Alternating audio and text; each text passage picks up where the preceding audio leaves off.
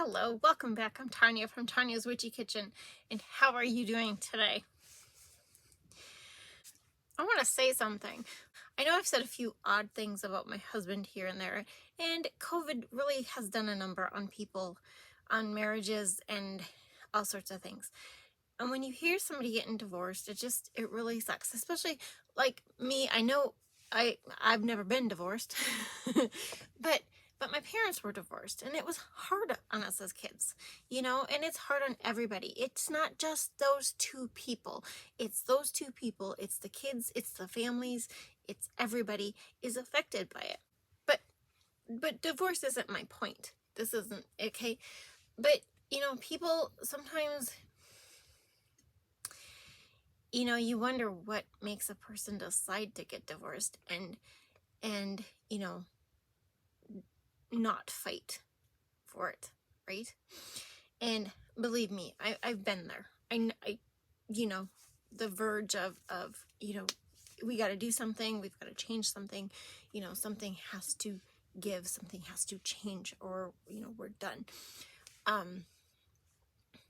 But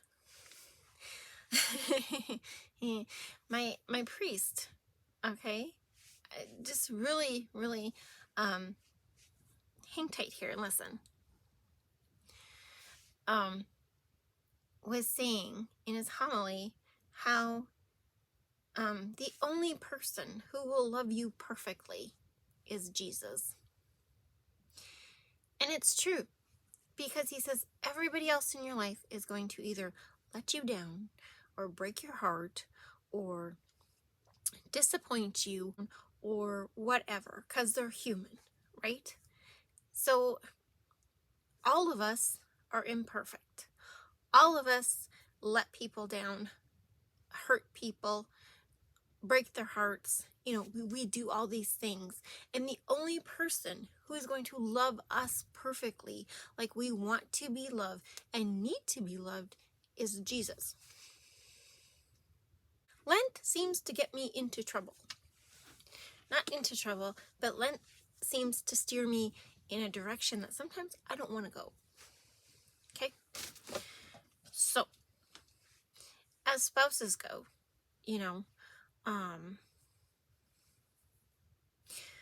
one of my Lent things was working on something with my husband, about my husband. More me than him, right? But basically, I need to forgive him for some things he's done. We'll leave it at that. And, do I want to divorce him? Do I want to run away? Do I want to leave? Of course I do, right? Because I'm hurt, because my heart is broken, and that's just how it is. But if I forgive him, you never forget. That's the hard part, you guys. You never forget. But if I forgive him, right, then we still, because he can't love me perfectly. And I think I've come to accept that. There's nobody on the planet that's going to love me the way I think I should be loved, or treat me how I should be treated, or, going down that pattern. Do you get this? I mean, I'm not trying to, I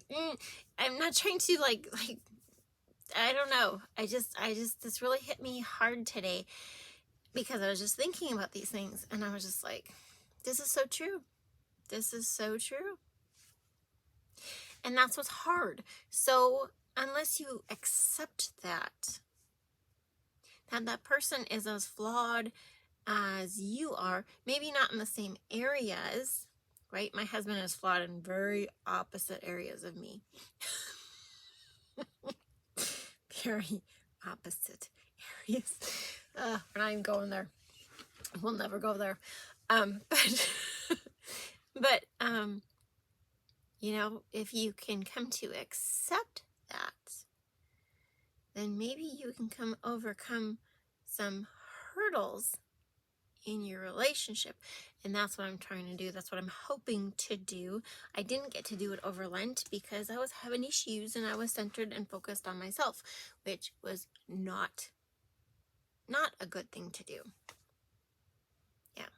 Because, There are people I know who are in worse situations than me. They have worst issues in their family. They just, you know, like, I'm blessed. And people probably that know me and look at my situation probably like, girl, you're not blessed. But I feel like I am blessed.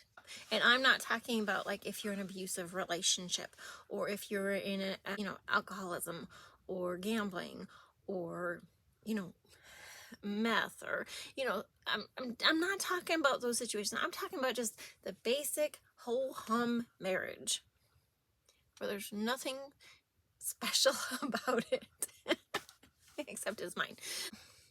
Boy, that's deep. Maybe it's TMI, huh? Too much information. Anyway, guess what we're doing today? It is the last of the Wildflowers and Bees soaps. I can't talk about it now. We have to go check it out in the video. So 3 things. Dream big. Be true to you. You are worth it. And let's go check out this last Wildflower and Bees soap. And to our soap. This is the Busy Bees soap, which you will see why it is called Busy Bees when it's completed. So all these Wildflower and Bee soaps are part of the Master Butter Blend, except for the Wildflower one, which I told you that fiasco in that video. You know, what happened with him. I can't control certain things. Okay, but anyway, this is a fragrance blend. It is 3 fragrance oils that I have blended together. It is a blend of oat and honey, pure honey, and raw honeycomb.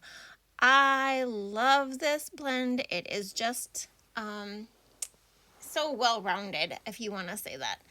And there's not a lot of color to this soap. I am leaving it uncolored, so the soap will be just what the batter, naturally cures to, if you want to call it that way. But I am giving it a little style. I am splitting it into 3 sections. 1, 2, 3, I think it's 3 sections. And yes, I'm to the point that my table is unlevel. Okay, and then I am sprinkling mica lines. I think that's bronze. Did I not write you down? Why did I not write you down? I don't know. I did not write it down. It's either bronze or it's copper sparkle. Okay, either or. And I was watching Tree Marie, and she sprayed the whole top of one of her soaps gold. And she used isopropyl alcohol to do it. So she mixed it with isopropyl alcohol and just sprayed it on top of her mold. And then she said what happens is the alcohol helps it stick and spread out in a nice thin layer. So I sprayed mine with isopropyl alcohol, and you're not going to see it. I wish you could, but it's amazing what it does to it. It does thin it out. It does, and then the alcohol evaporates, But I was like, oh, this is cool. This is a great way to, if you clump up your micas or, you know what I mean? Like I do that sometimes, like I have more on this side and less on this side. It really spread it out really nice. So, yes, one of the fragrance oils does heavily accelerate for sure, as you can see, because that wasn't very long, but that's okay. I can deal with it. It heavily accelerates in liquid soap too, so let me tell you, that's fun to work with. But anyway, just divided the batch by 3, and I'm doing another mica line. So same thing. I just can't read. I wasn't paying attention to what it was. But anyway, it's neither here nor there, is it? Nope. It's a really cool. I thought it was a really cool idea. And it's not going to be perfect because, it's chunky. It's, but yeah, I wish you could see how that alcohol just thins out the mica. It's so crazy. And I wasn't going to put it in a spray bottle, and then spray it on there because you have to, but it was so cool. So I can't remember. It was a black soap. I think it was a black soap. And then the top is just heavily mica'd with this gold color. That was Tree Marie. If you've ever seen her stuff, she's a perfectionist. She probably see my stuff and go, "Oh my gosh, girl, what are you doing?" And then, yeah, banging it on the floor so that I get a nice, so I don't have holes, because it really did thicken up. Nothing bad, nothing bad yet, but, and then some more mica on the top. Not all over, just nice, and that's gold. So this is gold. That's not what we used before. This is a gold, but there's a reason, because it's not a line, even though I did spray the top. I wanted to thin it out, because sometimes I get chunky micas, and I thought it was a really cool thing, especially for the inside of the soap, because then it thins it out and you don't have to worry about, all sorts of things. But anyway, put the black, tinted it a little bit with black oxide, put it into a little parchment decorating tip, and I do this on cards. I do the little dots, and I'll put butterflies or bees or ladybugs. It's their little path their imaginary path that you see them taking. And then I decided, well, maybe I should, maybe it's too odd, and so I was trying some straight lines. That's the fun part of soap. You can deviate. And we all know I deviate very, very much. And then these are my little bees that are going on there. And they're so adorable, and they're so cute. And no, they are not sugar. And no, they will not dissolve. So make sure you catch it before it goes down the drain. It happened to my grandson. He had one of my summer soaps from last year with the little seashell on it. I think it was Tropical Vacation. And he set it on the side of the tub, because he was, finished the bar, and, set it on the side to, so he wouldn't lose it. And then his little brother, I think, pushed it into the tub, and it went down the drain. He was devastated. He wasn't happy. No, so you'll have to either take the bees off before you use the bar, or use the bar and take them off before they go down the drain. And after that, you can recycle them. You can use them for something else. You can glue them to a birthday card, or a thank you card, or, or whatever you think of. See? Look at that. Is that not cool or what? Yeah, and beautiful. I love the color. It's just this warm, creamy color. And my lines look pretty good, don't they? I think spraying that alcohol really, like I said, it really thins out the mica so it's not clumpy and stuff like that. And I guess what I was trying to say in the intro was that, nobody's perfect. No marriage is perfect. Don't believe those things you see on Facebook where it's this perfect person and they have the perfect marriage and the perfect life and the perfect children. It's all bogus. It's all bogus. There are marriages out there that are just beautiful and wonderful.